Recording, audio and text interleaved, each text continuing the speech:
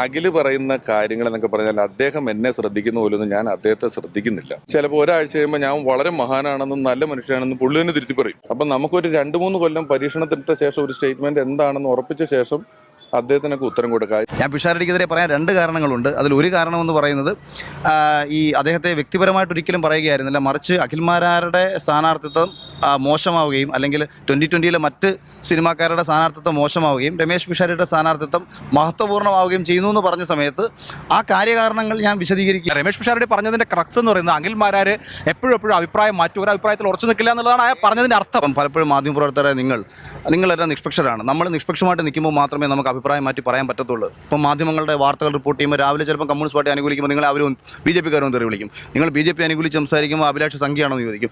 അതങ്ങനെ വ്യത്യസ്തങ്ങളായിക്കൊണ്ടേയിരിക്കും. അതെന്തുകൊണ്ടാണ്? ഒരു നിഷ്പക്ഷ സ്വഭാവത്തിൽ നിൽക്കുമ്പോൾ മാത്രമാണ്. അഖിൽമാരാർ കഴിഞ്ഞ 8 വർഷമായിട്ട് യാതൊരു രാഷ്ട്രീയ പാർട്ടിയിലും ഇല്ലാത്ത ആളാണ്. എനിക്കൊരു പാർട്ടിയുടെ മെമ്പർഷിപ്പ്